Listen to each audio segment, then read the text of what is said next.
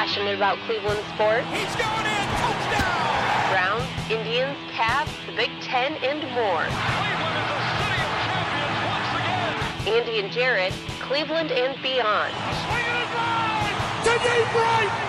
Here are your hosts, Andy Billman and Jared Watson. Hello and welcome, everyone. Andy and Jared, Cleveland and beyond. What's going on? I'm Jared Watson. He's Andy Billman. I almost forgot who I was for a second there, Andy. And we Cleveland Browns ran into some really interesting news before we started this podcast today. Big headline for the Cleveland Browns right now is they are interested in interviewing the one and only Ms. Condoleezza Rice for their head coaching job. I have my thoughts on this and a theory on it. Andy's got his, so why don't we just roll into it, Andy? With Condi possibly getting this interview now with the Cleveland Browns, if this actually does play out, if this actually does happen, my initial response to all of this right off the bat is the only reason it makes me nervous is because it's proof that the Haslams are already inserting themselves into this job, into this head coach hunt more than I want them to. Yep. That's where I'm getting my frustration. If Condoleezza Rice turns out to get hired by the Cleveland Browns as a head coach and wins them, brings them to Super Bowls, whatever, I don't care about that. Women in head coaching jobs in the NFL, that's great too. I mean, all that stuff is great. It's just the fact that why now? Why with the Haslams? Just all signs point to them sticking their noses into this process already. Yeah, what I'll say, and by the way, happy week, everybody. This has been a crazy week for Jared and I, so we've had a delay. And next week, my brain is fried. Well, we're having an abbreviated week, too, with Thanksgiving week. We're all traveling. I'm traveling back to Ohio. I know Jared's going to North Carolina, so apologies about the delay here, but now that we're up and running, and people who are wondering why I'm looking off screen, I'm also watching the Red Zone channel, and so I'll be popping in and out with scores and stuff. The Giants already scored, by the way, in the Schumer game, as Pat Schumer's on a roll. He might win 3 games this year for the Giants. But anyways, back to Condoleezza Rice, because that just came up here in the last hour. So for people who haven't seen, go on ESPN.com. Adam Schefter reported on Sunday NFL Countdown that Condoleezza Rice is in the running. I agree with my partner here, Jared Watson. I think all this points to the Haslams. I actually think it's a big positive. I like the fact that they're including women on this process. Yes. I have no problem with Condoleezza Rice being interviewed for this position. Mm-hmm. If she's qualified and she is experienced and she has the knowledge and will-how, I think actually in a way of being a good influence because the Browns have had so much chaos. Do I think she'll get hired? I don't. Do I think this is a serious interview? I do. I think this is a big-time – I don't think the Browns are putzing around. You can't put out information like this and then go back on it. So I think Condoleezza Rice is in the running for sure. I think it's a positive for the Browns. I like that they're doing this. I like how they're getting out in front of this. I think it's a good thing for the league too. Now, here's my other thought on this. So I don't think Condoleezza Rice will get hired. If she does not get hired, and if she is interviewed, Jared, my big point is I want the Browns to bring her on in some sort of role or position within the organization. Yes. Whether it's in the front office, whether it's on the sidelines as a special assistant. I want to groom her to maybe someday get a job either with Cleveland or with some other organization down the road. And I think that's a great idea. Yeah, I just don't want this to be a pass-off because at the end of the day, we're all being truthful here. I don't think Condoleezza Rice will get the position. I don't think that's a slant one way or the other. She has never coached anywhere, high school, college, or pros, unless there's something I'm missing.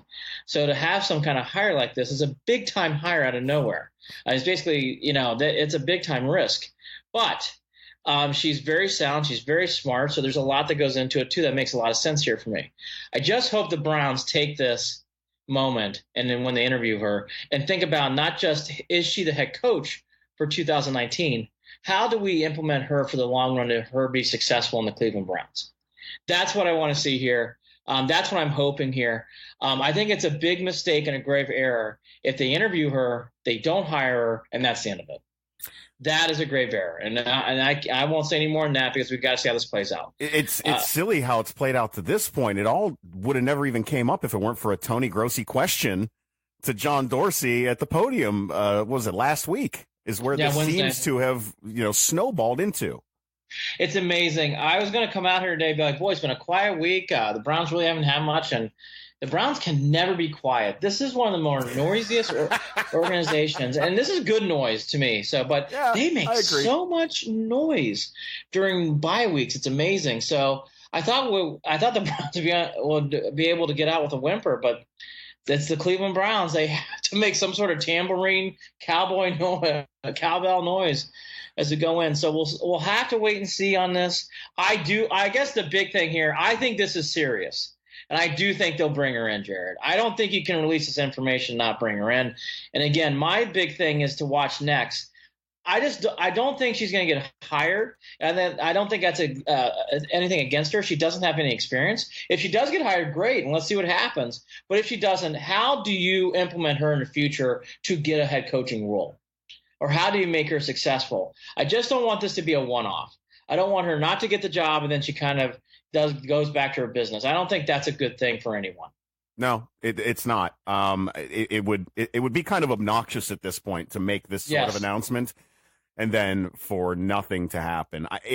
Although I will also say though, this does it feels the kind of light that it shines on it. It just feels Johnny Manziel-ish. It doesn't feel like maybe they are taking it as seriously as they should, but I don't know. It's just a strange time for the announcement. It's a strange. Here's what I will say. Not to interrupt you, but it feels like a PR plug right now, and that's why I stated I hope this is more than just a one-off interview. Because if so, I think it's a bad look, and I think it's bad. Hey, did you ever see the movie Wildcats? It's been done. Yeah, it's been done. I mean, remember Goldie Hawn? Yeah, I remember Goldie Hawn well. I just want the Browns to have some. I guess what I'm saying here, and I have no idea, obviously, I want to see some sort of plan with this. And they might have one. I mean, that's my point, right? They might. We're talking about John Dorsey here. He's not going to. But he may have been handed this torch, and now he's got to carry it. Well, I'll say this to your point. So that's the Condoleezza Rice take. I mean, I don't know if there's much more to say right now. We got to see how this plays out. That's the initial play of this. To the other point you kind of alluded to at the top, the Haslams are going to be. I'm not surprised by this. I think the Haslams are going to be a big part of this. I just do. I'm kind of with them. I just don't think they're going to go away. I never really bought into these storylines that Dorsey's going to have full control over this from day one. I think there's a lot of influence on what's going to happen with this job. Now, I think Dorsey's going to have the hammer, and what I mean by that is he's going to have a lot more gabbling power in this room. But for people to think that people won't be able to weigh in, that just does not seem to be the way. It doesn't mean it won't be a good hire, but to your point, and it is a concern, though, the Haslams are going to be, I think, heavily involved. I just don't think it's going to go the other way, to be honest with you. Well, that can't do anything but worry me. Like, there's no other feeling that I can get from that, which kind of stinks because in my mind, it takes away it gives me a bias in relation to an announcement like this. You know, like I don't know how I should feel about it because I know how I feel about the Haslams being involved in it. All I'll say again is there's one thing to be involved and there's one thing to dictate and be a dictatorship. And my point by me saying that is everyone just has to be really careful here of we all know they're going to be involved, but when it comes to the final say here, we're hoping that the room will be pushing towards what Dorsey and staff are seeing and not just to what you're saying, a Manziel moment where it's like a quick phone call, a homeless guy in the street type of moment, right? And by the way, that's what happened here. I mean, we're joking. Yeah, no. That's what happened in the past, and that cannot fly here. But I think for people to think that this is not going to have any Haslam influence, I think is wrong. They're going to be involved with this, and to your point, the timing of this on a Sunday is strange. It feels like a PR play. It just does. I don't know how else to say it. It's like the Browns can't stand not to be quiet during a bye week. It's the only way I can say it. The timing of it is, I guess it is what it is. But so the news came out. That aside with the PR ploy, Condoleezza Rice, it looks like she's going to be getting an interview. And the main topic I was going to lead off with today is the Browns and Dorsey's press conference from earlier in the week. And, now we can allude to that. Obviously, the big quote that everybody took out of this, which seems to be somewhat true now, he's keeping all doors and possibilities open. So, which is how it should be. Which is how it should be, and really the Browns should be looking at any possibilities. I will just allude to this because of the Condoleezza Rice news. If people think they have an inside track of who this next head coach is, well, sign me up to your website or blog because I have no idea. I don't even know. There are people that think that John Dorsey has a list of names that he's got in his pocket, and I'm wondering if that his list probably adjusts. I think he does. I actually think he does. I think that is true. I think he is very good at withholding that information, which I think is fine, by the way. Mm-hmm. I don't think he's going to, well, he really can't right now, especially since he said he's going to give Greg Williams an interview. You can't really, why would he want to reveal much after that? And let's talk about that Greg Williams gets an interview issue. If he snowballs these wins into over the next couple of weeks, it's going to be hard to push him and Freddie out. Well, I think here's the thing about all this, and we alluded to it. I think the two big games for this staff, Kitchens included, is the Bengals and Texans games right out of the bye week. They're two teams that are playing for the playoffs. By the way, the Hugh Jackson effect is in full go in Baltimore. Ravens up 7-0 early. So clearly the Hugh Jackson's bringing a whole bunch of momentum into the Bengals, which I'll get to in my pick segment. Listen, if there's anything he knows how to do, it's run an offense. Oh my gosh, he's wielding knowledge. Just ask him how to run an offense, and he'll tell you, but without revealing any details. Yes. I can't believe I'm doing this. I'm so sick and tired of hearing about goddamn Hugh Jackson and this hire and this BS of before the game. Hugh Jackson's running around talking to players. Shut up! He's a terrible coach. God, awful. This hire is such a strange. I'm glad the Bengals hired him back. I am too, but the whole week, and Hugh Jackson's bringing in his thoughts. Oh, shut up! No, all week, which drove me nuts. Now you see my fried brain. You're sparking some memories here. Yeah, I'm gonna call him out. Andy Baskin, 92.3 The Fan. I love you, Andy. But I was driving home from class sometime during this week. I don't remember. And Andy's talking about how he thinks the Browns should be nervous that Hugh is going to Cincinnati and taking with it all the information that he can give them on the Browns. Are they even running anything remotely like what they did while he was what is Hugh taking? What playbook? What is he taking? Nothing. He has nothing to offer on the Browns. And oh, by the way, even if they knew, as long as the Browns executed, it just seems so dumb to me to worry that Hugh being in Cincinnati is going to hurt the Browns on the field. Look, he had a bunch of Post-its on the way out. I don't want to look. I don't want to pick on Hugh Jackson anymore if I can. But that I will say look, I do agree with you about that. There's some advantage. I'm not naive. There's some advantage. Minuscule. Not to the effect of deciding the game. Come on. No. That's ridiculous. Look, I'm just tired of this Hugh Jackson parade. He's done a great job. He is the biggest PR ploy for a coach who's terrible I've ever seen. I'm done. I'm exhausted. He might end up getting that team. I just have had it with him. That'd be good. Just hire him. It would be awesome. It was so good. I don't want to pick on the guy. All right. Anyways, and by the way, for my pick segment, I needed that laugh. I know. I did take the Bengals this week because Lamar Jackson's starting quarterback for the Ravens, and I love the Bengals in this game. And of course, it's already blown up my face. But going just typical how that can work. But anyways, the whole thing with Dorsey here, I think people need to realize from this announcement or not announcement, from this breaking news source thing, whatever it happened today with Schefter. The Browns and trying to gauge how this is going to go, you can't gauge it. So I don't want to hear people go I have the inside track or I have knowledge. I'd be very careful to post any stories on this head coaching hire for a while. I think it's a real wild card shootout thing of what's going to happen. And back to Greg Williams and that staff, those two games to me are everything, Jared. If you win those two games, I think it changes everything.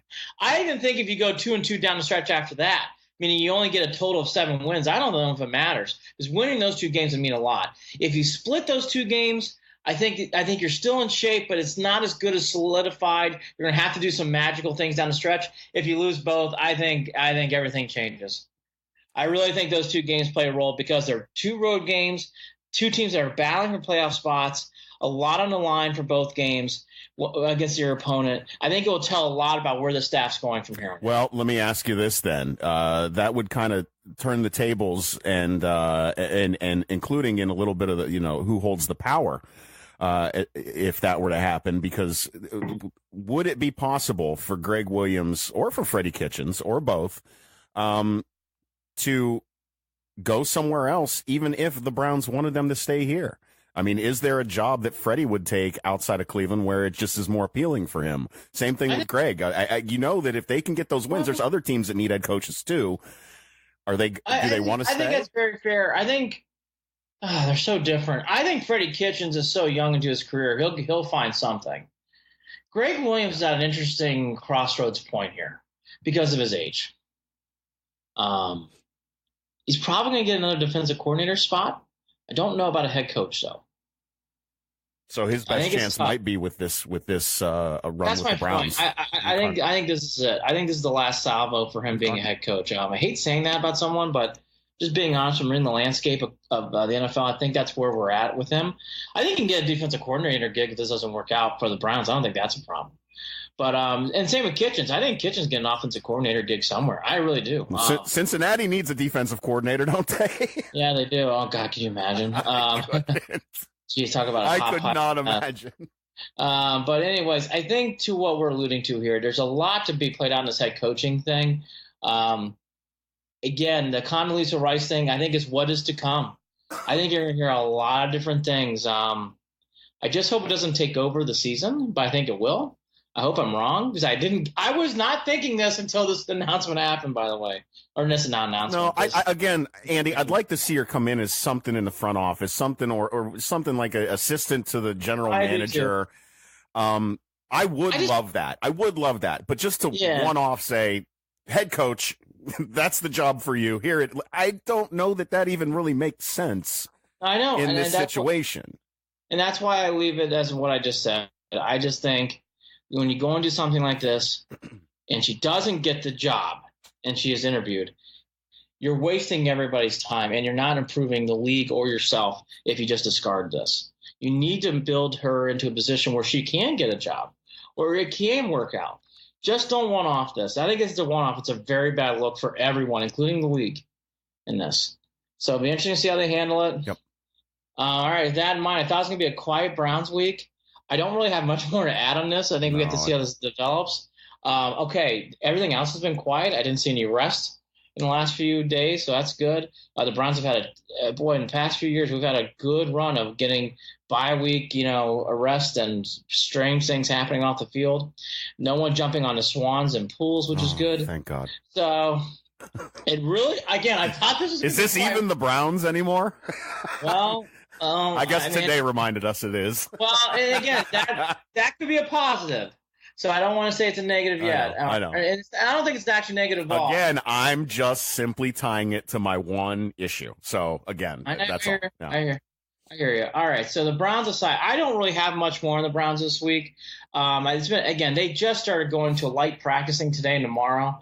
So I think I haven't really changed any mindset and thoughts. We'll do a lot more on this on Saturday night with the Browns-Bengals game. But, it's good to have a week off. I think the one telltale sign you can say, and what we kind of alluded to, or you did at the top, Haslams are going to be around this no matter what. They're going to have their influence on it. It's fair. It's not fair to say will it be a positive or negative yet, but it is fair to say it's concerning because of the past history with this. Let me just run this by you, Andy. When I was with the Air Force Thunderbirds and I was in the public affairs office, and we had our boss, our top guy in our office. He was Thunderbird 12, right? Okay. Great guy. Outranks all of us. We report to him. We answer to him.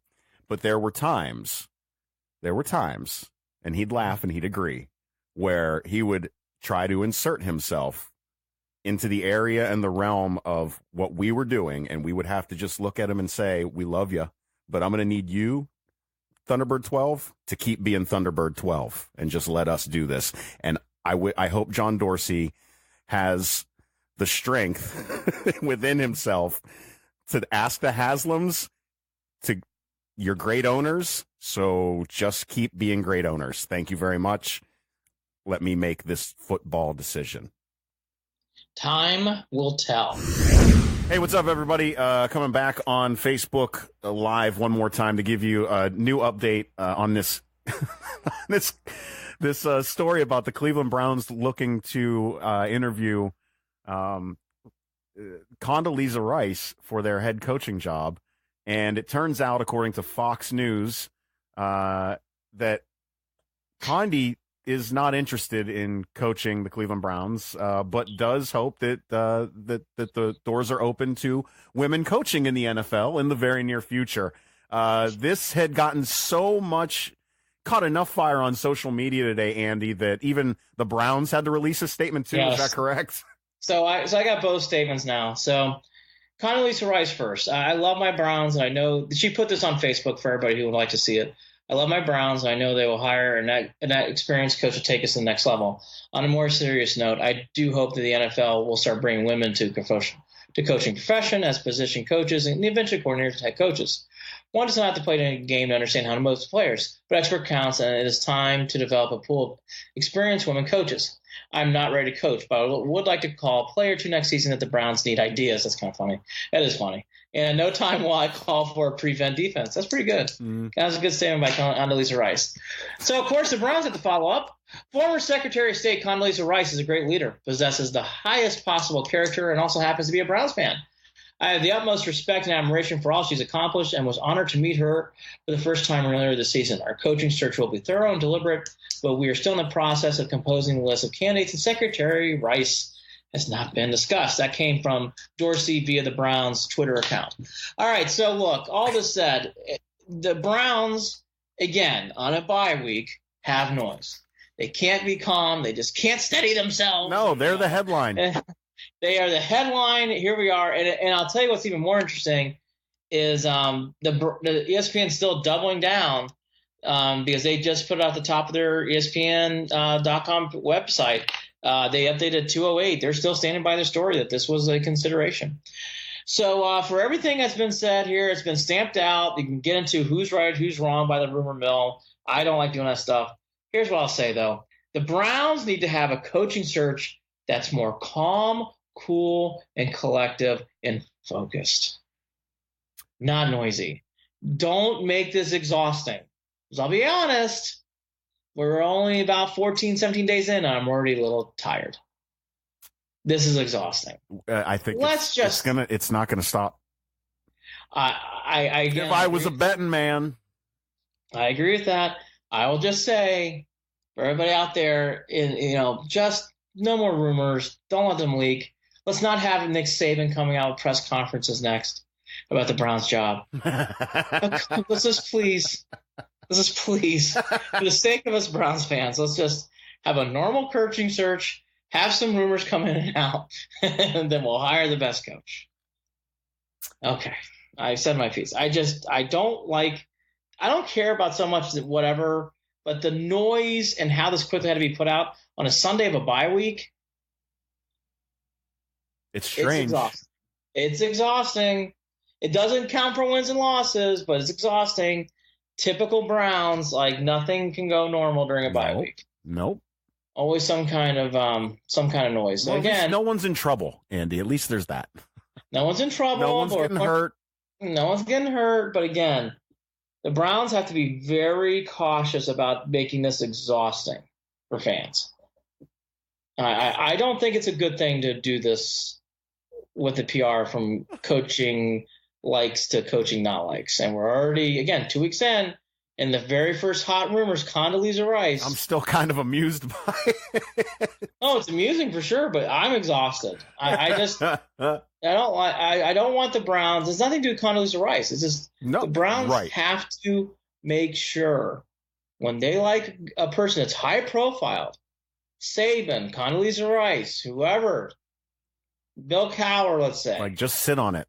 Just sit on it. Don't let these things happen like this.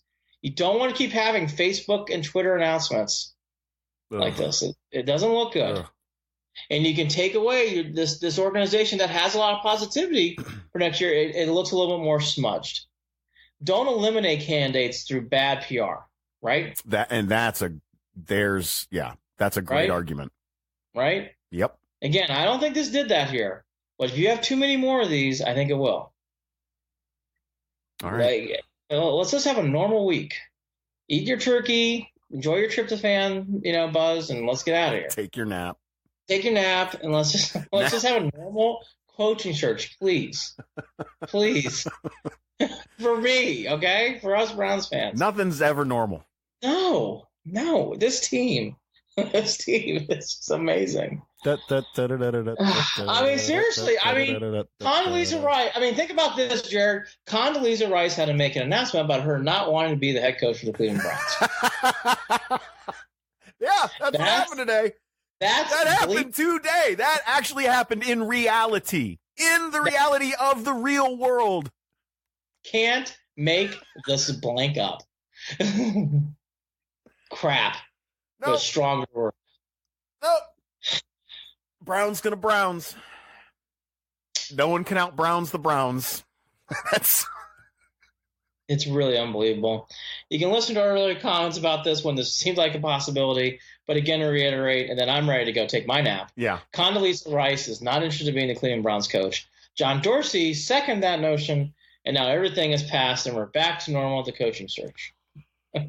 What we think. All this starting at 10:30 to 3 o'clock. Holy cow. Oh.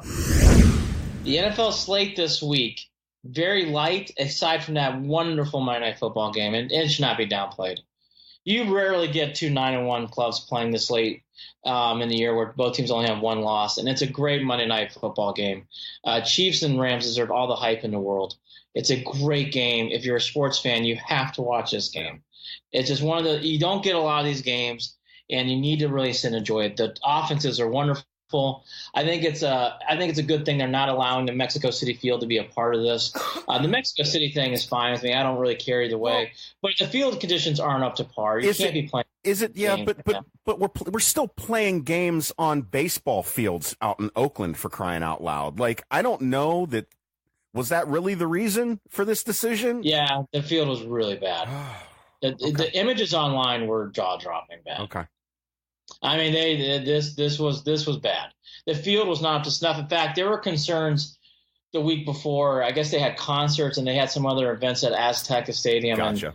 And the field was bad. It was all. I realized that they had other events. Yeah, it was unplayable. It was, and again, like when I saw the images online on, I think it was Sunday or Monday, I was wondering, like, are they really going to play with this where it looks like groundhogs have been living in the field? I mean, admittedly, I haven't looked at any of the images on it. Well, I was going to say, if you saw the images, it was becoming a big story by Monday night. Okay. It was, and in fairness, it should have been. Because players were not going to play. And by the way, you can't. How can you play in a field where your ankle might like go into the ground on just running a simple pass route? And that's what it was looking like. So it's good that it's being played in Los Angeles, not because of the destination or the city, just because the field was not ready to be played in Mexico City. And you can't have that. Good. And then can you imagine that kind of game? Jared Goff or Mahomes gets hurt because they're stepping into the turf and it gives out. I mean, that's not a good look for the NFL. It's not a good look for anything. Nope. So, and again, when everybody go on to Twitter and look at the images, it says everything you need to know. So Chiefs and Rams, a wonderful game. Sunday Night Football game's not bad either. Vikings, Bears, all time. It's so funny. The North on both sides, the NFC and AFC have great rivalries, and Viking Bears is another one. I think the Sunday slate, other than that, is pretty light this week. I guess if you get into Bengals Ravens, which by the way, early on it's 7-0. Lamar Jackson is starting in this game.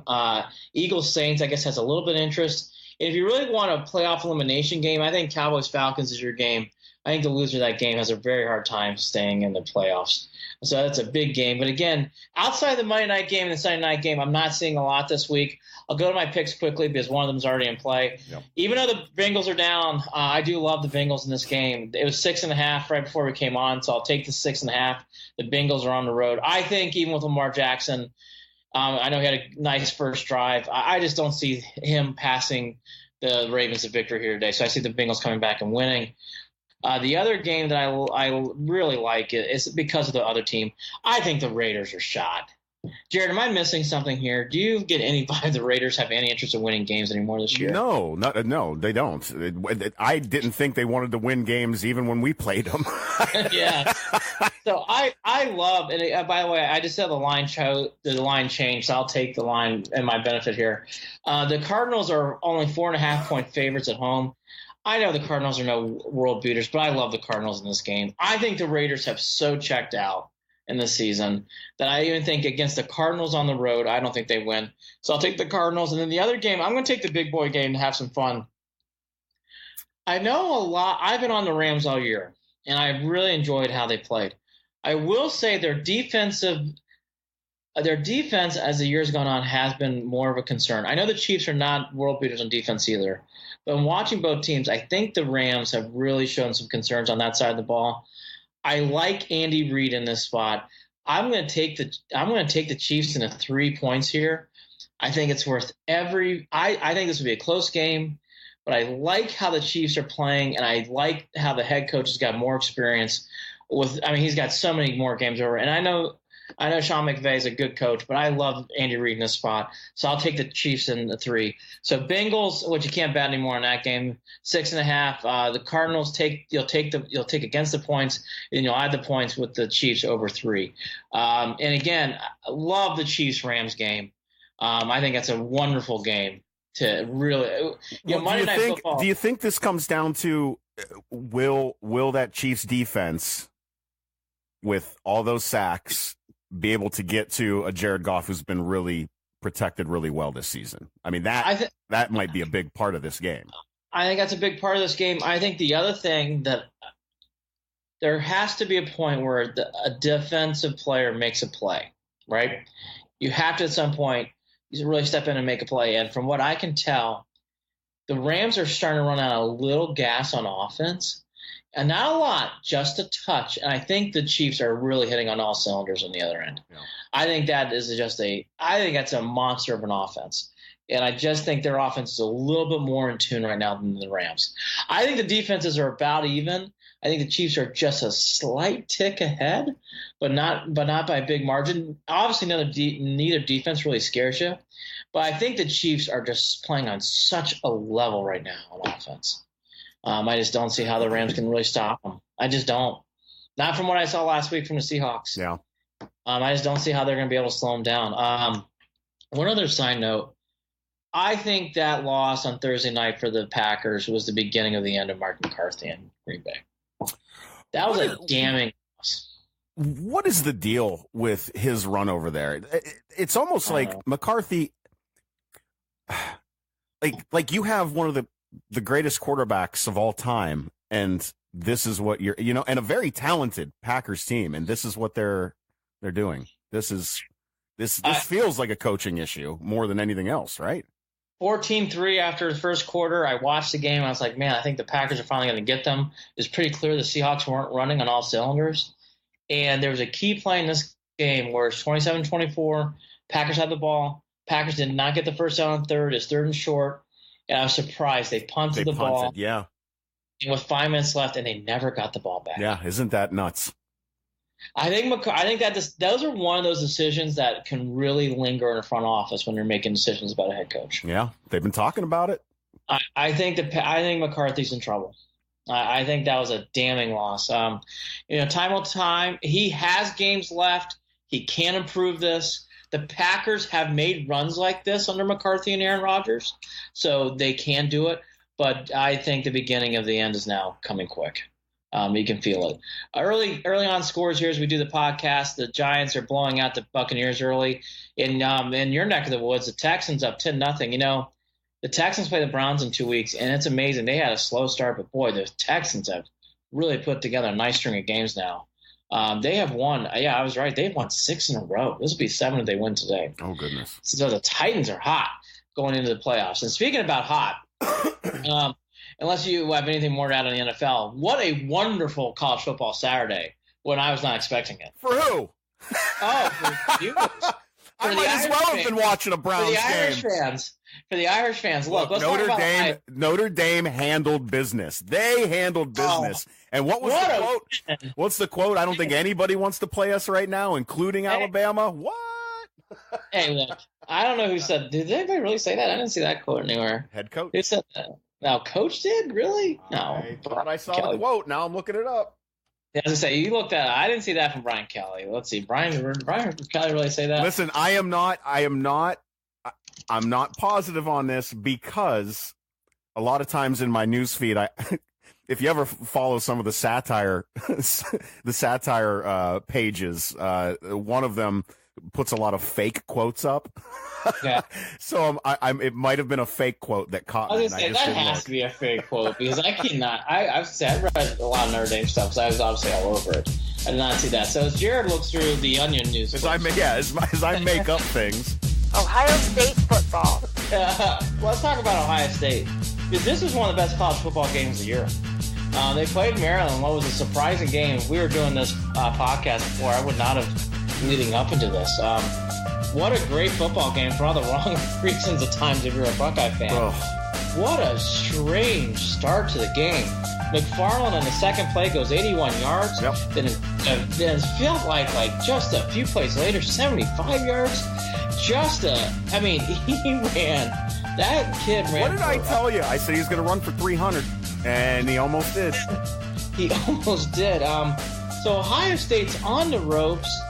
And by the way, touchdown, then an onside kick by Maryland, which Ohio State was not prepared for.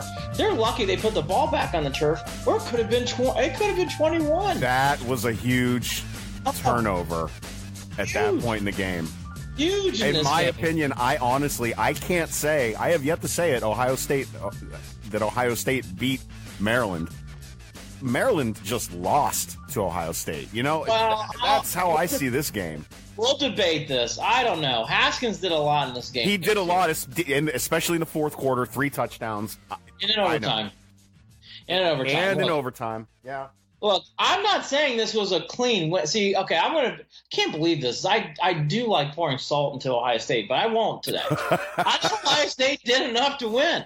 It wasn't pretty. Okay, look. So McFarland ran all over you. Okay, Ohio State, all that positivity on the Spartan game, that went out the door. I mean, defense looked terrible. Running at times, it looked like they were running around with the Terrapins, and that says a lot. Meaning, I thought the Terrapins were that much faster than Ohio State in the field. And this is Ohio State. Maryland just played quick. They played hard. Yeah. And then on top of it, what really stood out were the two other things. I guess we'll get to this first. Urban Meyer is a TV drama ISO on the sidelines now. I can't stand seeing him act like that. It drives me nuts. What are you doing? By the way, can we say something I don't like to say on a podcast, but I'm going to point out, I saw it. A lot of crotch grabbing by Coach Meyer during the game. Really? I mean, this is the point. It's like, wow, we got like baseball syndrome. Where it's like, all right, baseball players do like to grab the crotch during the game. Boy, Meyer, a lot of it during the game. He was it was a nervous twitch. It's a strange nervous twitch, and I don't know that I'm going to go back and watch the replays. Because he was on TV so but much. Now I'm going to have to pay attention to it. One guy I was texting with, his Ohio State fan, he goes, so I go, yeah, so is anybody ready to point out that the guy's having like a nervous twitch around his crotch area? I mean, he kept going and going. It was ridiculous. What is with that acting like that on the sidelines throughout the entire game? Is that right? See, I don't think that was acting at all. Well, no, it's not, but I know he's invested in these players and in this team and in his I just don't know how that helps. I don't know. This is where I don't agree. I think Urban Meyer's really coaching because how much he knows this season's been okay. I would love to. It's been a blank show. It's been a blank show since August, and he knows what I'm seeing here too. There's actually this weird chance not only Ohio State can actually win the East, yeah. the championship. I'm going to explain why I think Ohio State getting in is not crazy. But let's save that for a second. So he sees it, and again, I've been stressing this all year. This team has gobs of talent, even without Bosa on defense. Gobs of talent. It's absurd. This is a game where everything that has been Ohio State's season happened all over the place. Special team gaffes. The fake punt was a wonderful fake punt by Maryland, but Ohio State wasn't prepared for it. And I you know what? Give Meyer a lot of credit. He pointed to himself and said, "That was on me. That's my fault. I'm the special teams coach, and it's on me." Right. So I think Meyer's really taking a lot of pressure on himself during these games now. That's why I think he's so animated. And I'll tell you what, I don't blame him. That when he threw his headset, it was getting to a point. I was like, this is getting ridiculous. I mean, it's one thing for Maryland to be playing well, but it got out of control. But okay, so defense losing, breaking down water. They can't stop the run to save their lives. I'll tell you, a big thing in this, now to Ohio State won. Number one, that quarterback from Maryland, they're lucky they're playing against him. Because I'm telling you, if they had any kind of passing game consistency, I mean, I think Ohio State loses by 20 points.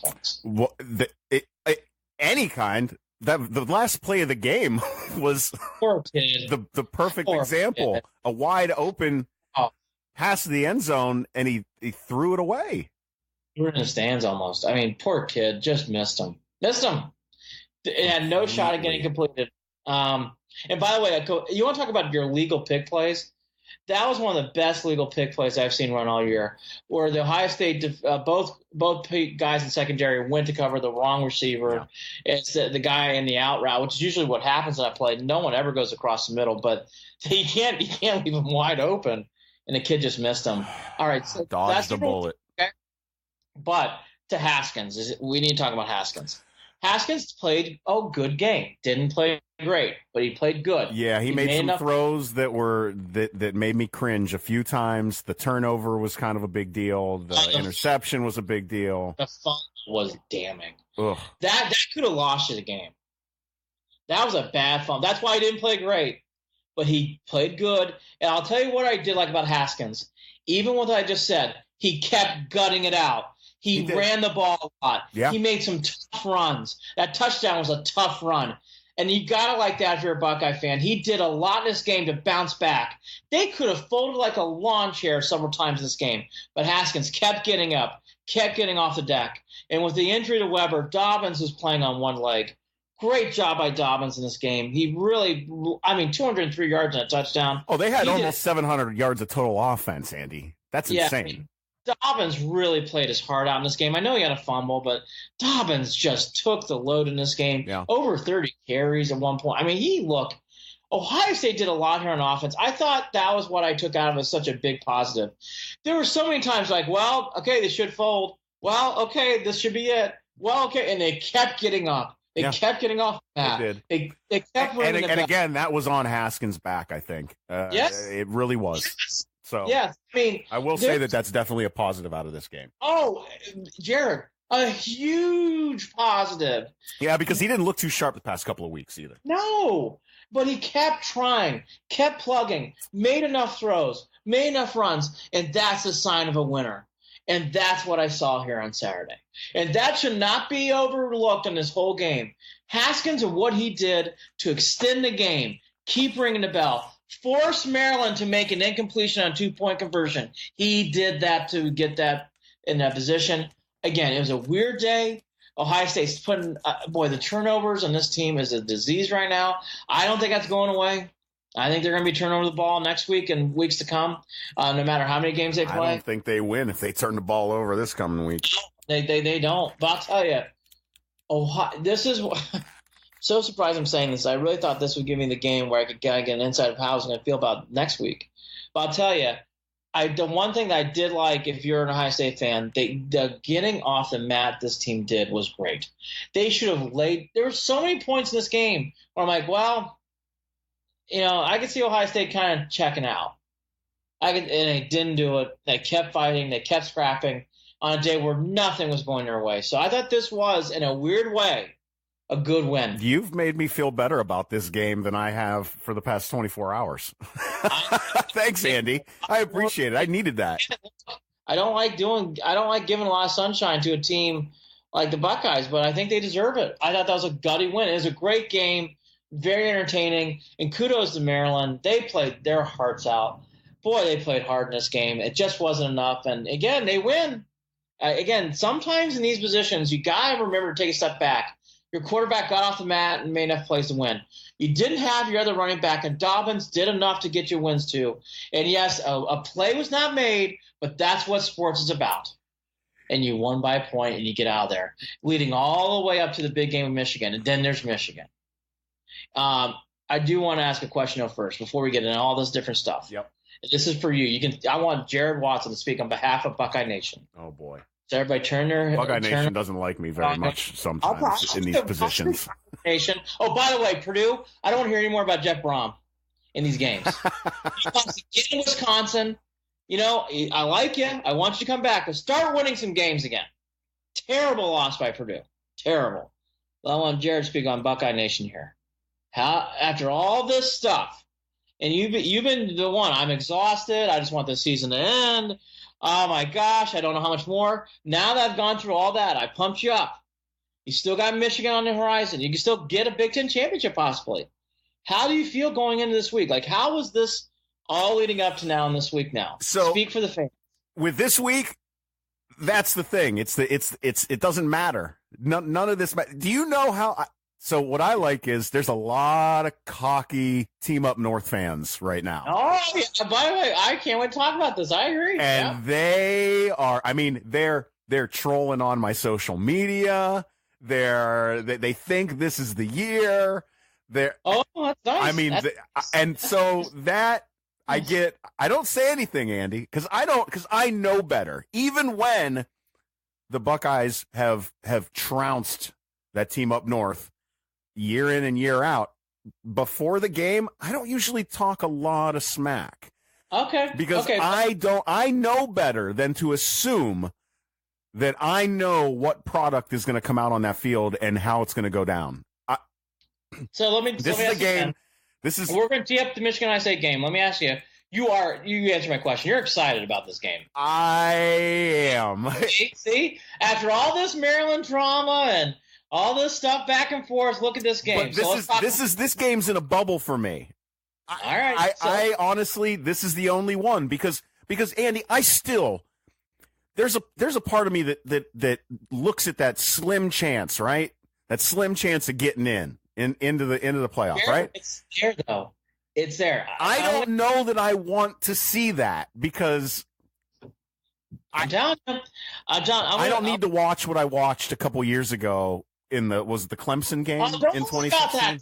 But you want to get in. I'm telling you. Look, ask the Citadel. You can play a half with Alabama. There was that's another one, upset watch. You know how many times I ignored and laughed at people saying upset watch?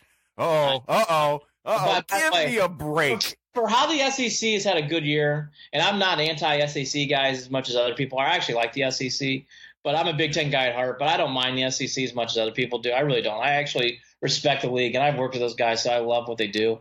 But I'll tell you, the SEC, what a lame duck week of games. I mean, Citadel, UMass, Georgia. I mean, vomit on the shirt bag. Why do they schedule it that way? Why does that happen? Because they want to set up these rivalry games so they're perfect to play. And I'll tell you, there is no buzz going into those weeks now. All the buzz is in Michigan, Ohio State. Let's talk about Michigan for a second. So I thought this game played perfectly right up into this week. So Michigan definitely overlooked Indiana. On a day, I call it opposite day in Ann Arbor. Boy, what a strange game for Michigan. Their defense really had a hard time stopping Indiana's run game. Even Michigan slowed down Notre Dame's running game.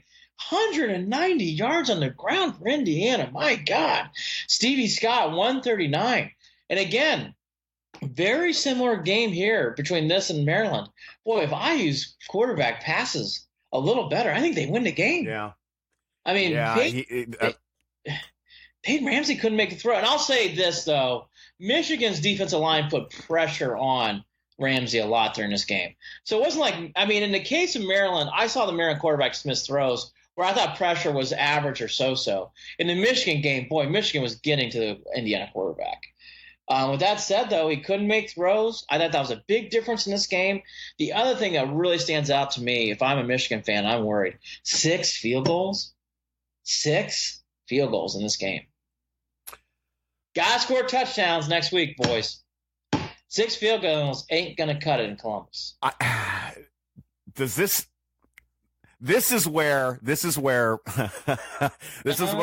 the giddiness. Here's what I think. Andy, we're looking at an Ohio State team that can put up points. They can put up points.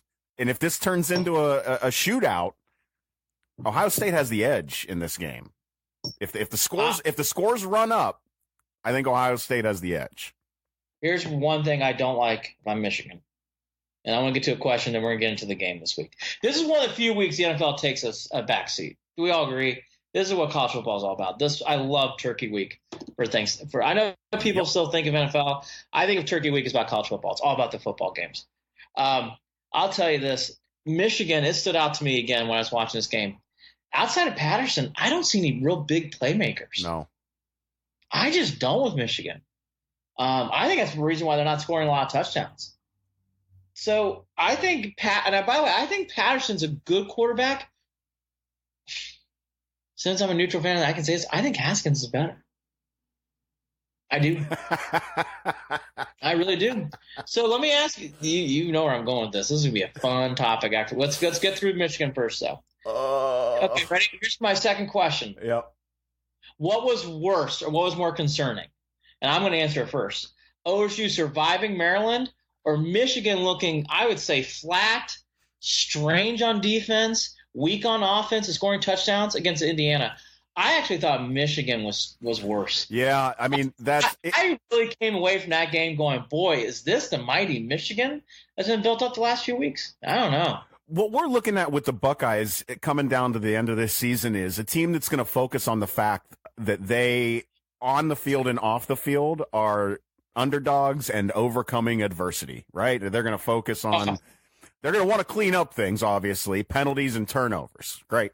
But that whole mentality, that attitude of surprising people, of showing up when you're not supposed to, of not a problem next week. Not a problem. I've been talking about this for 2 weeks. This is the biggest game in John Harbaugh's career. Yes, it is. He has to. If you're a Michigan fan listening to this, you better win that game. I don't want to hear about it if you don't win this game. I just laugh because if he doesn't, it's Penn State. I don't give a crap about your win against Indiana. Win this game. This is John Cooper-esque pressure on this team. They haven't won in Columbus since 2000. This team hasn't won since 2011. Longest winning streak right now for the Buckeyes in this series. This reminds me of when I was growing up in Ohio, how much pressure Cooper used to feel in the 90s. And now it's reversed. Big game for Michigan. Biggest game in my lifetime in this series. They have to win this game. I don't want to hear about it from John Harbaugh, good of coaches. I think he's good. Win this game. Got to win this game. He might not, Andy. Win this game. I'm telling you, I love the pressure it's on the Wolverines on their back. It's all the pressure I think is on now. I don't. You know, if you're talking trash to Jared Watson, you better watch it. You haven't won in Columbus in almost 20 years. And I don't like Ohio State. I'm a Notre Dame fan, Purdue fan. But I'm telling you, this game has all the build-up, all the juice. If you love, again, even if you're not a fan of any of this and you just listen to us for Cleveland, you have to watch Ohio State, Michigan at noon. Have to. It is one of the best college football games of drama I've seen in a long time in this series. I don't think it has more drama than they did 2 years ago when they were playing for a playoff berth between Urban Meyer. I think this game's got more juice. I do. The storyline was different in that game, wasn't it? There was just it was a completely different feel. It was playing your end. Harbaugh and Meyer, whoever wins is in, right? In this game, by the way, not that similar, but with all the drama that's been happening with Ohio State football this year, And how Michigan, they lose to Notre Dame start off the year, and they've been building back their season at this point to come at this apex. What a wonderful game on Saturday in Columbus at noon. Wonderful game. So let's get into the questions here of what's really going on. I got 4 of them for you. Yep. I'll let you start off on the first one. So who's going to step up? I think the key side of the game here is Michigan offense, OSU defense. Michigan offense, I think it's so-so. 1 week they're in. 1 week they, again, 6 field goals against Indiana. Ugh, vomit. OSU's defense, look, do we need to remind everybody? Minnesota, Purdue, Maryland. I mean, they get gashed at times. So let me ask you, if you just seeing this and seeing what you've been watching all year and you live it, who do you like more? The Michigan offense that at times they look okay to good and at times they wilt away in the red zone, or OSU's defense who, I mean, honestly, Maryland stopped themselves at times last week on Saturday. Who do you like more? And that's my fear. I think it's the same thing. I think that Michigan, if they don't stop themselves, I mean, what is Ohio State's defense going to do? I don't know how they're going to stop, because you can, Andy, they might not be the most complete offense in college football, but clearly you don't have to be to do well against this Ohio State defense. You don't need to bring, all you need to bring is your wheels. Bring your wheels. That's why it's a great question, if I might say so myself, because I wrote it. I think it's a great question. I think this is what it comes down to in this game. I really do. I think, actually, seeing what I've seen all year, I think the slight edge goes to Michigan coming in. Yeah. But I'll tell you, watching Michigan play against Indiana, I would be concerned if they kick a lot of field goals in this game. So, number 2 question, I've had a hard time reading this kid, and we kind of alluded to him earlier. Which Haskins is going to step up in this game? I've had a very hard time reading him, because he played terrible against Nebraska. I thought he did great in the second half against Penn State. He played lousy in the first half. Wide receivers for Ohio State have been inconsistent this year. They've had drop passes. Oh, the drop passes have been bad. Have been bad. But I thought Haskins played really well at times against Maryland. I think this is a key one, too. I think Haskins is ready to explode, but I've had the hardest time reading him from game to game. So I think Haskins will take the next step, but I wouldn't put any money on it. I mean, what's your vibe of Haskins going up in this game against Michigan? He's going to have his moments. It's going to be whether he can overcome some of that. I really worry about, there are times, Andy, where he does not look like he should, like the passing quarterback that he is at other times. Short routes, he's thrown behind receivers a few times yesterday. Other times, I don't know where the ball's going, and that's where I'm genuinely concerned. He still throws the ball in the dirt every once in a while too, and I don't know how he overcomes that. He has to this week. He has to. Yeah. I'll say this. I think, this is not the game. This is more for his next step in his career. You never want to tell someone who's a football player or any professional athlete to come what to do. If I were being his advisor, I'm like, look, I know it's not the sexy choice, but I would go back to college. I think you need another year of college. I really do. Did he? I think that he. Oh, no, I'm going to have to look it up again. I don't know if I'm making up fake news again. I thought that he had alluded to the fact that he was planning on coming back, but I'll have to double check. He alluded to it. I don't think it's been stamped. Right. Does that make sense? Yeah. Like I don't think it's been officialized, but you might be right.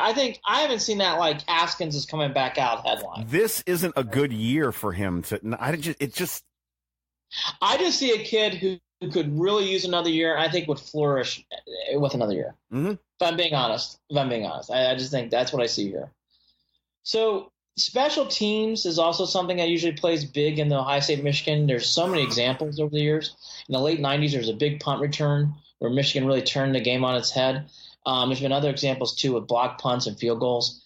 These two teams have had very up and down moments on both sides of the ball. Michigan's field goal kicker went to a slump. I just alluded to it for how much they didn't score in the end zone. He was 6 for 6. That actually won them the game.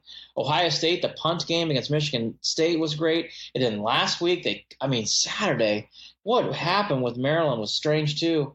I think special teams is big in this game, Jared. I think it plays a major factor of who wins the game. I really do. And I think it's played major factors in all year for both these teams. And a major factor that could go either way. It's a coin flip. And that's, it's the wild card of this game. I agree. I agree. You know where the edge lies on either side of the ball. But with special teams, this could be what changes the game's course at some point in the game. Yeah. I would really keep your eye on it. I think both these teams have had big special team moments in a positive way and negative. I think it'll be a big part of this game. I think the other thing that really comes down to, which I kind of allude to, is my question 4, and I'll lead it off with this. I am having a hard time pinpointing who on Michigan's offense can take over this game. I think for Ohio State, I see Haskins, I see Dobbins, and I see Weber. I think those 3 could easily take over the game. I don't know who I see for that for Michigan. They don't have anyone like that. I know. They just don't. Right. And I think that's a concern. I think the one guy is Patterson, and Patterson's been doing that more, but I don't know if Patterson can do it enough. So I'll allude to the prediction time, and I'll go first. For everything Ohio State's been through this year, it's been a wind tunnel of emotion. And by the way, they brought it onto themselves with that. What they did with Zach Smith, which was handled terribly. He's a terrible guy, and it should never happen. But here you are. It's on the field. You got a chance now to beat the team up north. As Jared likes to say, I can call them Michigan. But I'll tell you, I was really thinking one way in this game, and then I watched the Michigan-Indiana game, and I paused. I think the pressure is going to be immense in this game. I think people are downplaying it if you don't think it will. I think Ohio State finds a way to win this game. I think Ohio State has too much talent compared to what I'm seeing from Michigan. I named those 3 players. I think Haskins will play Patterson, and I think they win in a nail-biting game. I think it comes right down the wire. I wouldn't be surprised if Ohio State's up late, and then Michigan tacks on a late touchdown to make it closer. But I think it'll be right down to the wire in this game. The thing with Michigan that really bothers me is I just don't know who they can catch. Patterson, they're really relying on Patterson to do it. I guess what I'm saying is, Jared, I don't think Patterson has enough to do it. So I think Ohio State just does enough to win this game. And I tell you, for people who think it's crazy, that's step 1 to maybe making the college football playoff. Because I think with Oklahoma playing West Virginia and having to play Texas probably in the championship game, I think that's troublesome for Oklahoma. Washington State has to beat Washington in the Apple Cup and has to do a couple other things. Georgia and Alabama probably, unless the unthinkable happens and Alabama loses. So that knocks out Georgia. Ohio State, a lot of things have to go your way, but they are in play if they beat Michigan, beat the Wildcats. I think there's a small chance still they make it in the playoff. With that said, I'm surprised I'm saying this, because after Maryland, I was really ready to cheer on the victor to say that they're going to win. After Indiana, though, I think in my heart of hearts, if I'm really being truthful, I think Ohio State finds a way to win. Whew. You're making me pick one. I don't usually like to do that with this game. Oh, come on. Come on. I'll pick one. Purdue's going to be Indiana, by the way. I'll pick that game. Can the Buckeyes defense does Xighigan break out? Does Xighigan have a breakout game running the ball? I don't know. And that might be another differentiator there too. I still think here's why I'm laughing because these games. All right, let me just say it. Buckeyes end up rolling. Buckeyes roll team up north. What do you want? 35-20? Wow, I like that. Here's the only thing I'll say. 42-20? Yep. Here's the one thing, too, I should have mentioned that I don't like for the other side of it, for the amazing blue people out there who are upset. Ohio State's propensity to put the ball on the carpet is a problem. That cannot happen. No, that's it can't happen. Let's talk about why that can't happen. Because Ohio State's defense is so bad, you're almost giving 7 points away if you turn the ball over. It's basically a giveaway of 7 points. I know. I think this is a wild game. But again, I here we are. What's amazing about this, to your prediction to mine, here we are through everything Ohio State's been, the roller coaster of life in Columbus, Ohio. And here they are. They still have a chance to get in the playoffs. They don't ever disappear. Isn't it funny? It's been a wild, wild ride for this game. Anyways, great game. Must watch. What I will say is I think anything is possible this year for Michigan Ohio State. Anything. And I will leave on this note. If Michigan loses this game, I don't want to hear about that season being good. I don't want to hear it. Don't want to hear it. Win your little, Gator Bowl and blah, blah, blah. I don't want to hear it. This year comes down to this game. And then there's my Irish. I'm going to be cocky now. That was the game I've been waiting for in the Kelly area forever. I had a high school buddy at that game, apparently. I was going to go down. I ended up just not being able to do it.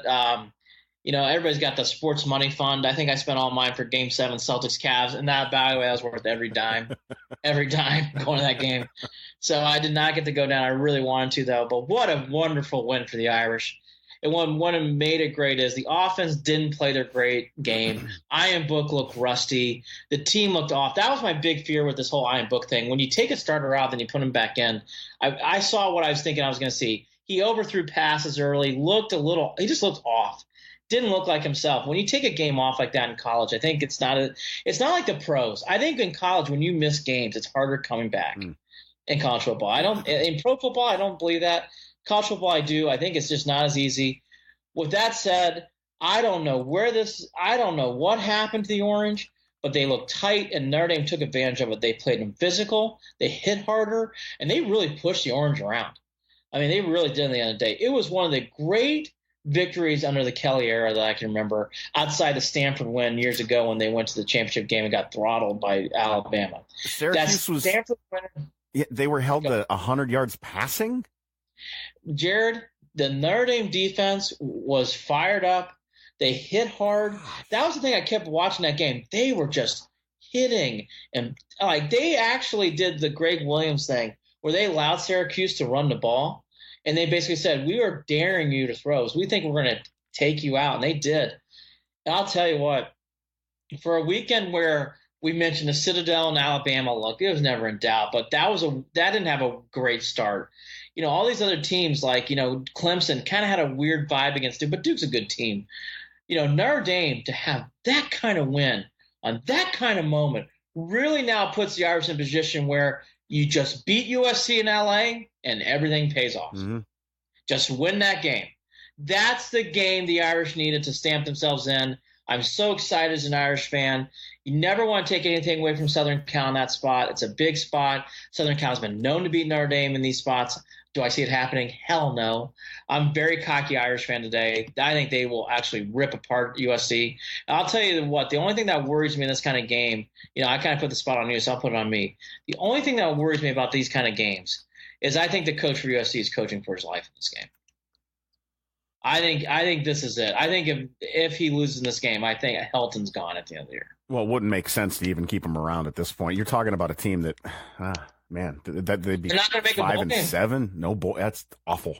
I think Clay Helton's job's on the line. I think he has to win this game. That does concern you.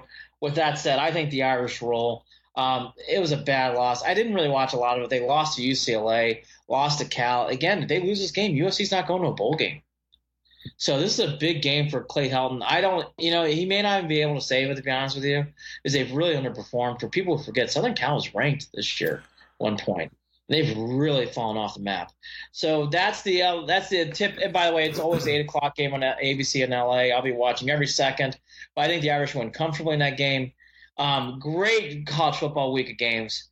Oklahoma, West Virginia on Friday, 8 o'clock. The Apple Cup at 8:30. Both are big-time games. And by the way, if you're an Ohio State fan or a Michigan fan, you need to watch those games. Because if Washington State loses, that opens up a spot. If Oklahoma loses, that opens up a spot. And both those games are in play. Washington always has a knack of beating Washington State in these games.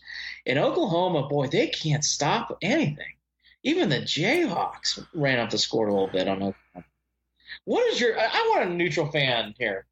What are your thoughts about Oklahoma? I am just not impressed. I was just going to ask you if you thought that they were like a legit contender here. I think they're going to lose to either West Virginia or Texas. I really do. Even if they beat the winner of this game. So Texas, okay, so the Big 12, If Oklahoma wins, they go to the championship game. If Texas beats Kansas, they're in the championship game too. Now, if West Virginia wins, they go to play, and then they'll play Texas. So all Texas has to do is beat Kansas, which they should do, right? So West Virginia, Oklahoma is everything. I'll tell you, Jared, I don't see Oklahoma winning these 2 games. I don't see it. Washington State's the one wild card. I really want to watch this game on Friday night. Their quarterback is in the running for the Heisman, Minshew. I've watched Washington State a little bit. I love this game because Washington has enough talent and is a very good team. They could beat Washington State in this game. Huge game, Apple Cup. And on Saturday, you got the Iron Bowl, Auburn, Alabama. It's a lot of good PR. It's a lot of good dramatics. The Iron Bowl is always great. I don't think Auburn has a chance against Alabama this year. I'd be surprised that game's close. I think Alabama rolls. And then South Carolina, Clemson, again, another similar scenario. South Carolina's a good team. Clemson's going to roll. Yep. I think Clemson's just going to roll these 2 games. I think actually the bigger games are Michigan, Ohio State, honestly. I think that is the game this weekend. What do you think it is with West Virginia on Oklahoma, by the way? Them just coming off that loss? I mean, I don't. See, here's the thing about West Virginia, though. West Virginia does not have a great defense either. I actually think it's probably the Texas game. Tom Herman. Really? So I don't think Tom Herman's going to lose to Kansas, and I think they'll beat Oklahoma again if they play him. Wow. That's what I think. And I think Washington State loses out one of these games. So to people out there doing the math, if Oklahoma loses, okay, that takes care of the Big 12. If Washington State loses, that takes care of another spot. Alabama, Georgia, you really do want Alabama now to win out, so that doesn't take up a spot. If all those things play out, you're not going to put LSU over Ohio State or Michigan. The winner of Michigan and Ohio State, if they beat Northwestern, are in the playoffs. If all those things happen. The if they beat Northwestern part is also big. That'll be a great game. As a neutral fan, I think that's a tricky game. Yep. I hate Northwestern no spots, so I'm glad it's not.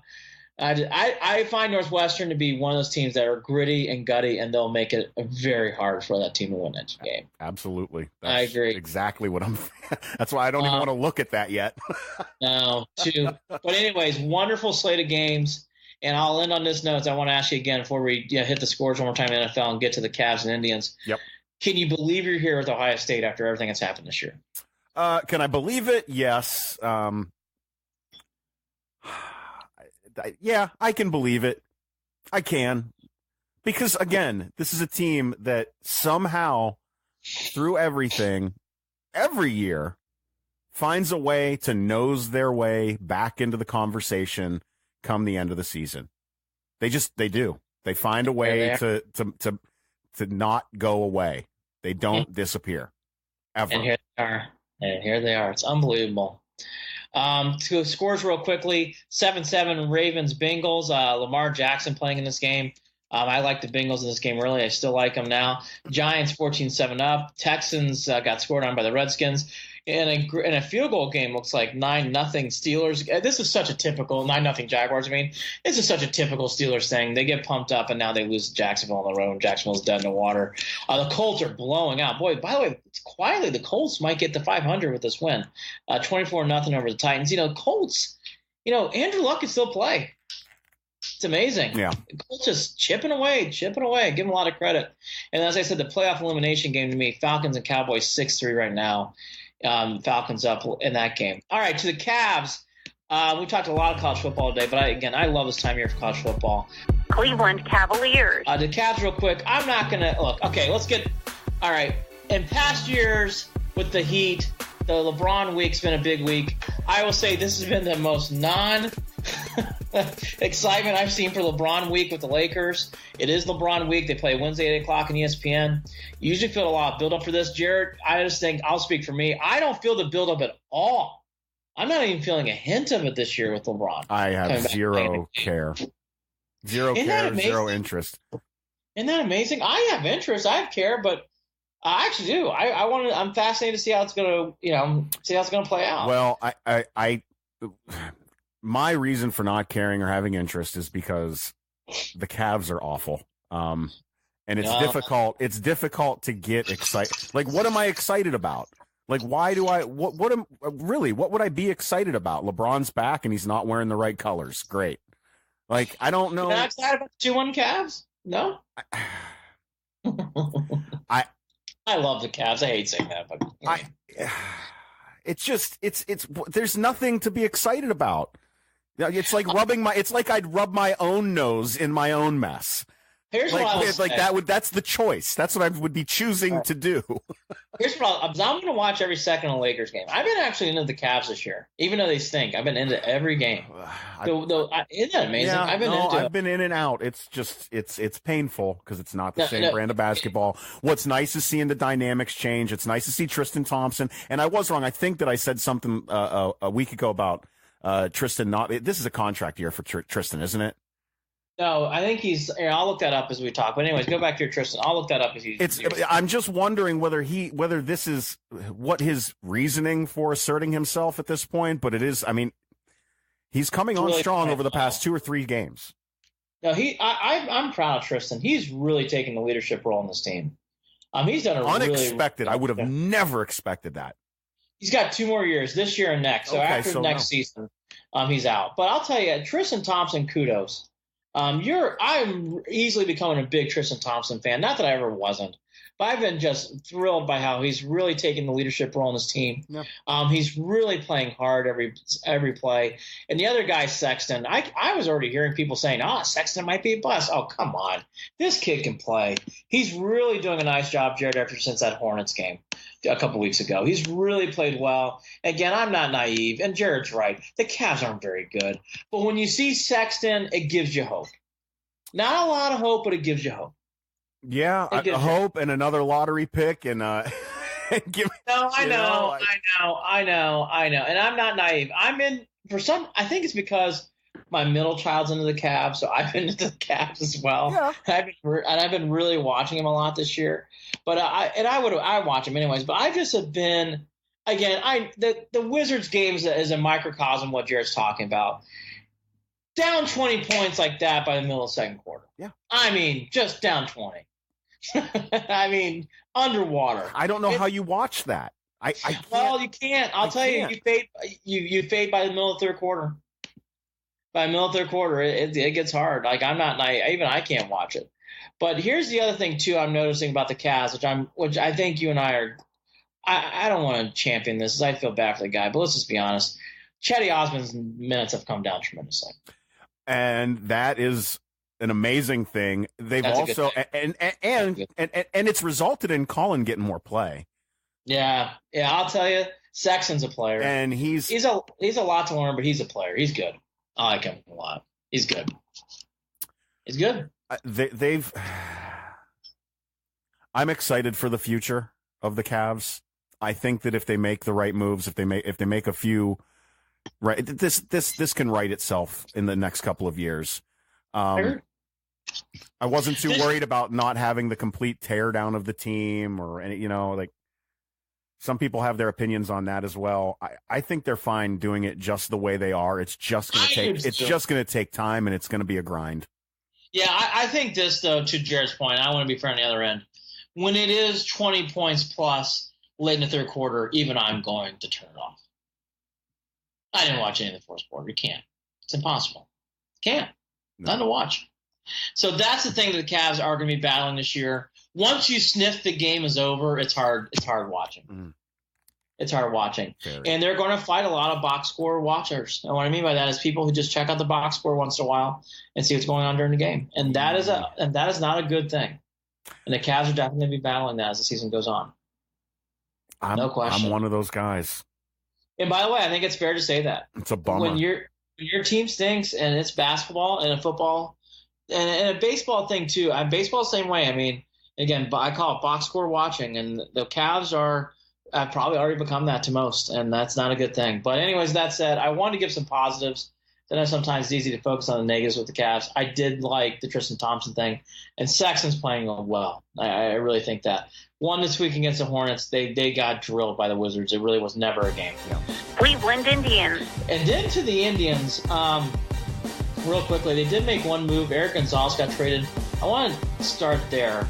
It's been a weird year for Eric Gonzalez because I thought he played really well in 17, Jared, and he really took a step backwards. I kind of alluded to it a couple times in the podcast. not just with his bat. I thought his bat actually went up a little bit, but his glove was terrible this year at times. Eric Gonzalez had a lot of problems in the field, which was surprising. So I was surprised from this year from last year to this year. It is surprising how Eric Gonzalez has really, I guess, fallen off because they trade him to the Pirates. It's surprising. I thought he was going to be one of the up-and-coming players for the Indians, and obviously not now. He's going to Pittsburgh. I guess, I don't know. That's the thing with any prospect that you seem to run into on a regular basis, right? That they just don't pan out. And the Indians have been pretty good at developing players. Well, that's my point. That's why I was surprised about Gonzalez. I was surprised about this. He just didn't work. And by the way, I'll be fair to the Indians. He didn't play well the second half of this year. Yeah. He didn't at all. That's why he's left off the roster. He didn't play well. Well, I mean, that's what you got to do. I mean, what do you want? You got to. No, that's true. It's just surprising. Like I said, I don't want to do a whole Eric Gonzalez 10-minute rip here, but it's just surprising to me. I really liked when he was playing the year before. I thought he really showed some signs of him breaking out going into 18. And just never materialized for Eric Gonzalez. So he goes on to Pittsburgh. I would not be surprised if he went on to have a nice career. He might. The Indians have been they've been comfortable with letting loose their prospects over the past couple of years, especially because of the position they sit in the Central, where they know they're chasing a pennant every year. Yeah. And I think that could happen with Gonzalez too. Not familiar with Thomas or Mendoza. They're the other two players who went from Cleveland to Pittsburgh. I'm not familiar with either one, so I won't try to break it down. I hate people that do that. I have no idea who Thomas and Mendoza are, so I'm not going to pretend here to say I know. And the same is true for the players who are coming to Cleveland. Jordan Leplo and Max Moroff. Hey, get your jerseys now. They're both young kids. That's all you need to know for this. Leplo's the outfielder. Max Moroff is the infielder. I think it's hard to determine what that means. I saw some weird thing. Someone goes, that adds to the outfielder depth. Really? Jordan Leplo? Come on.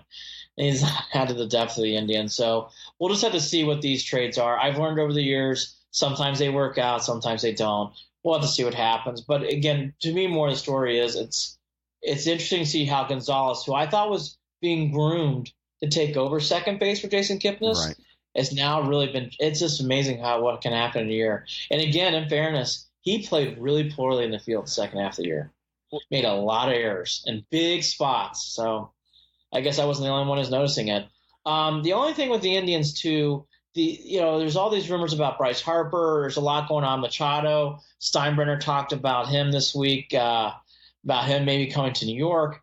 The thing that's been interesting for the Indians, outside of this Gonzalez trade, even that, very, very quiet in Cleveland. No, but do they make a move to do something with the outfield? It's something with Well, Jordan Leplo can't be the only guy. I mean, that's I mean, we're looking at Martine's another one. You can't be relying on him too much. Do you go out and go after? Do you go after a McCutcheon? See, here's the thing that's big to me. In his career? Here's what I want to know: how is Bradley Zimmer doing? That's the question to me. Yeah, because he's everything. They've held on to him. I said this back in October. It's a big year for Bradley Zimmer, huge. And I like that kid, but he cannot miss 100-plus games again. No. Cannot happen. I think that's your outfield question. What is Bradley Zimmer going to produce this year? Because I think if he is similar with the last 2 years, he's injured, he struggles at the plate, I think, Jared, it's going to be a big outfield problem the whole year. I do, unless you make a big trade. But that's why I don't know that it would be smart for them to go into the season doing that. I mean, yeah, you wait till the trade deadline. I can't say this enough, and I don't think it's going to happen, so I'm dreaming. I would do whatever it takes to try to get Michael Brantley back here. And they're not going to do that. He's gone, I think. But, is he, though? Is he going to get match? I mean, is he going to get? I think the Yankees are going to be all over that guy. Why wouldn't they? Why wouldn't they? That makes sense. He'd be a perfect Yankee. He's a good fit, yeah. He'd be a perfect – they need left-handed hit. Yeah, it's just such a shame. I hate to even say I know, and the thing is, good fit for that team. He's such a good fit for that team. I think the Yankees are going to be all over him. In case people missed it too, CC Sabathia coming back to the Yankees for a 1-year deal. Found that to be interesting too. But all's quiet right now, unless you're getting Leflow and Moroff excited about what they got for the Pirates trade. But again, I thought it was very curious what happened to Eric Gonzalez this year. To wrap up, as we get here to the end, I see that the Texans just missed a field goal.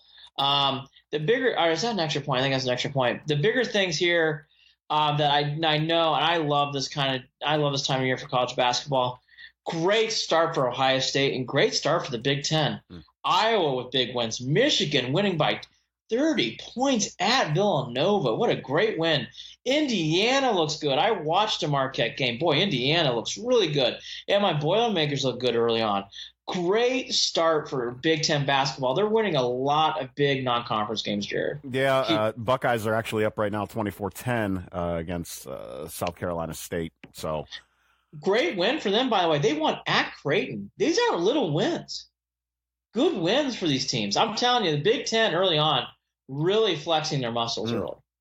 Really, and again, I know people don't get as excited about this. They do college football. I'm totally getting into that. But, boy, if you really want something to pass the time and think positively about the Big Ten, watch this basketball league. It is going to be great this year.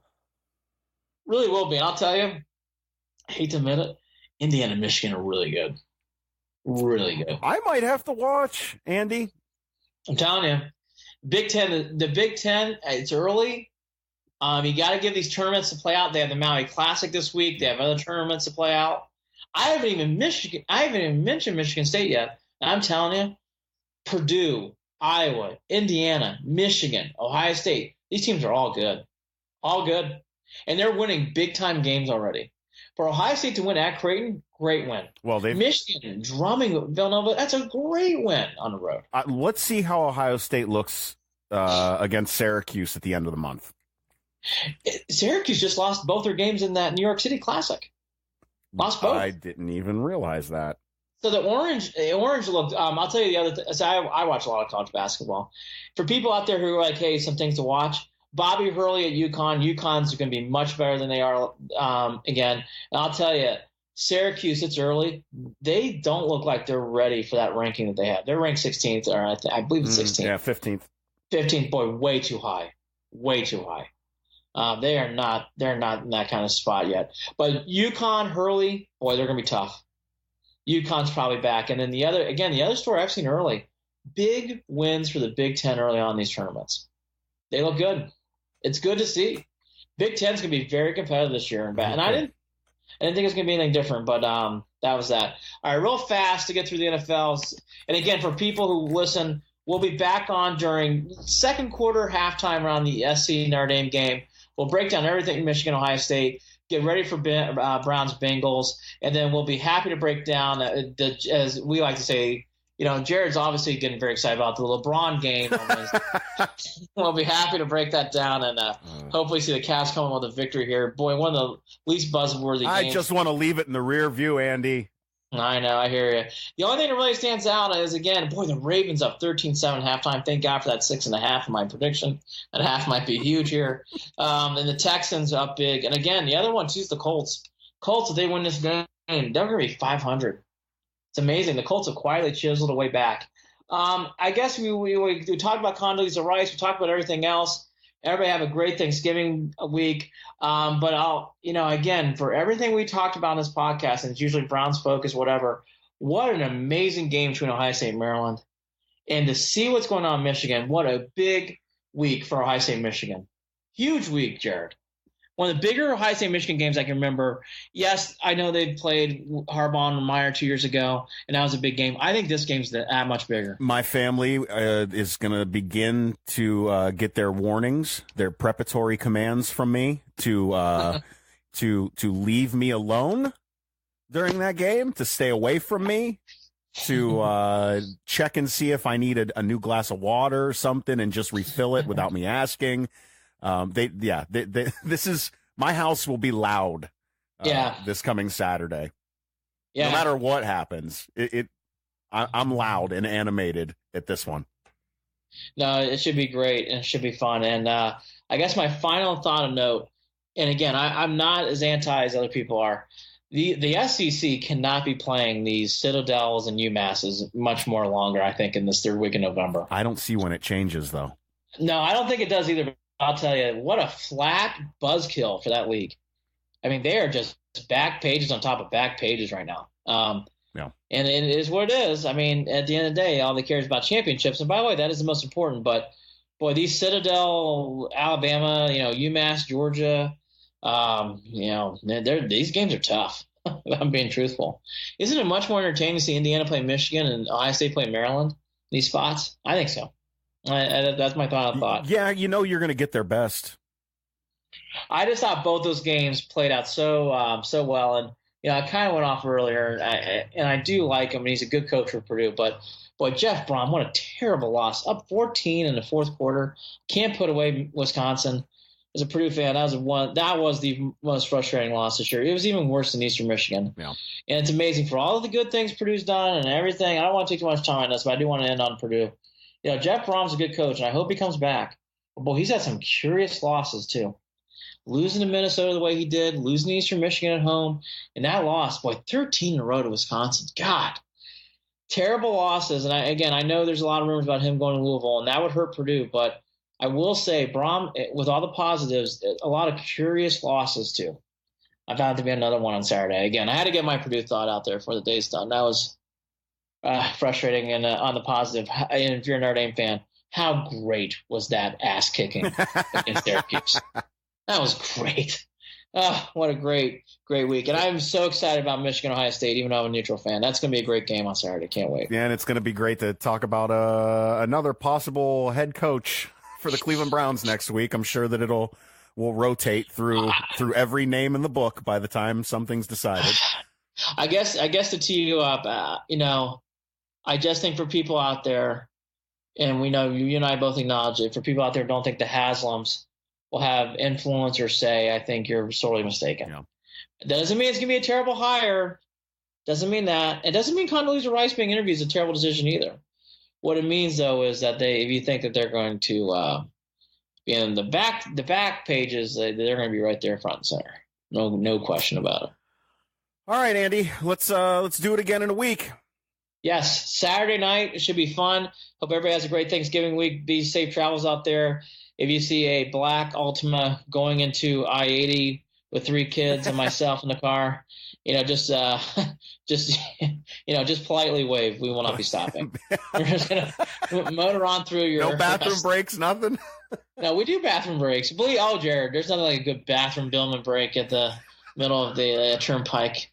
The quick and fill or whatever they're called. Yeah. Something like a good pajama walkthrough. Hi, where's your lemonade and Mike and Ike stand? And just pile in as much candy and stuff as you can. Load it up. And load it up. But no, I'm excited to go back to Ohio and spend some time there too. It'll be nice. And I will say, for everything we just said, it's funny. It's such a busy week in our little sports world. But I'll tell you, LeBron week, Michigan, Ohio State. And then you got the Hugh Bowl, Bengals Browns on Sunday. It's amazing. Busy week. Busy week. The Bengals looking prolific already with Hugh Jackson back. I will say this again. I do not want to hear any more about Hugh Jackson's shaking hands. Is it really that big a deal? He's going to Cincinnati. We lost our brains. Amazing. That guy's gotten more press over. We knew it was going to happen. We knew that it's a bad move in my opinion, it's a bad move by Cincinnati. I don't think it's a good move. They're not, whatever. Let him he's there. He fits there. Let him stay That's what there. I feel. I'm not saying it's bad, but he's okay. All right. Yeah, great. That's Have nice. fun. Thanks. That's not, enjoy. Sure.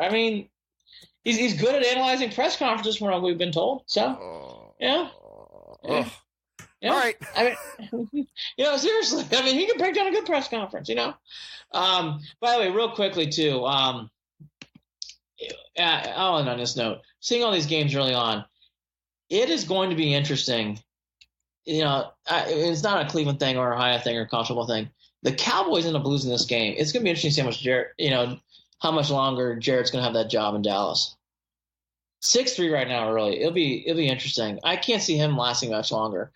Let me ask you this. I'm just going to laugh at all these Dallas Cowboys fans that. Well, that's true. Is there any? By the way, is there any go chance through this misery? Can I ask you a question? Is there a chance he gets a sniff in Cleveland? I hope not. No, not a chance. I don't think so either, but you got to wonder. Oh. I don't think so at all. No. I know, that just damper today, but just noticing. I think he's going to be on the street soon, too.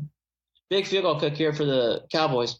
Anyways, happy Thanksgiving to everybody. I'll let you wrap it up here, but it's a fun week of sports. I love Thanksgiving Day week in sports. And by the way, too, in the background, here's the last question. Do you have any interest in this? I know, I said this the third time. Any interest in this Tiger Phil thing on pay-per-view? No, I haven't even watched any of the press conferences. I haven't seen anything. They have press conferences?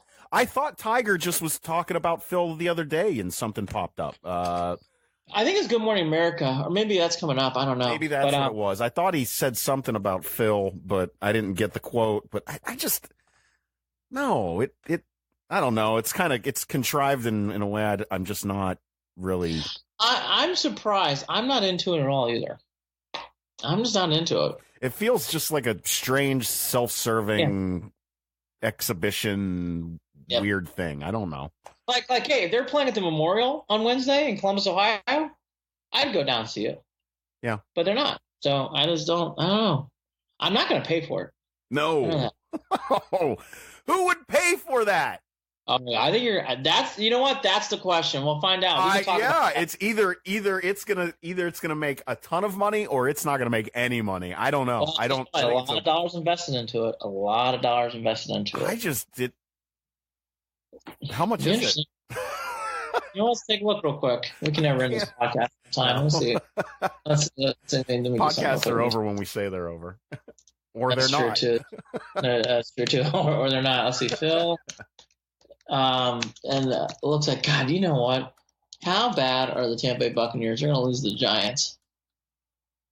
Oh, my gosh. The Giants just scored. They did a team family photo. They're off a touchdown. $20. $20, how much it costs? That's not even a good. You know how you price things to get people to buy them by making it feel like it's a big thing? I'm looking at $20 and thinking, if they're not pricing it for me to want to pay for it, I guess. Well, that's a whole other issue. That's a whole other conversation about marketing and pricing. How about this, too? Tiger Woods. I've been in Phil's head for 20 years now. That's what it was. That's the quote I was looking for. Yeah. The match is what they're calling it. The match. Huh. Interesting. So it would be on, let's see, the 23rd. Is that Wednesday night? Let's see. 23rd, Friday. Why, Friday night they're putting this on, huh? 3 o'clock. Okay. Excuse me. 3 o'clock on a Friday. Boy, and that'll be interesting to see on Black Friday, 3 o'clock. I'll say numbers underperform here. That's my final prediction going into this. What do you think? I think they underperform. I don't think there's a chance in hell that they overperform or even perform to expectations. 3 o'clock, that's a rough time start. I would think that'd be at night or something. Yeah. Like they put the lights on. Remember how they used to do that? I think that would be what they're doing. Anyways. Yeah, glow-in-the-dark balls. Yeah, remember they did that years ago with David Duvall? I think it was David Duvall and Tiger. They did it a long time ago. They played under lights. But anyways, Shadow Creek, 3 o'clock. We will touch on that a little bit. So I'm interested to see the numbers. But I agree with Jared. I'm not into this. Thought I would be, but I'm just not. Don't really care. No. Interesting. Not for $20. No, he's been in his head for that long. That's interesting too. All right, I'm rambling at this point. Can't wait for Ohio State, Michigan. That's all on this podcast. Go Buckeyes! All right, Andy. Go big game. Want a tight game as a neutral fan. Ugh. Want this game to. I want to hear Jared texting and stressed. He's Andy Billman. I'm Jared Watson. This is Andy and Jared, Cleveland and beyond. Thanks for tuning in. Talk to you again soon. Have a safe and wonderful Thanksgiving. See ya. Saturday night at USC Notre Dame. Be there. Happy Thanksgiving.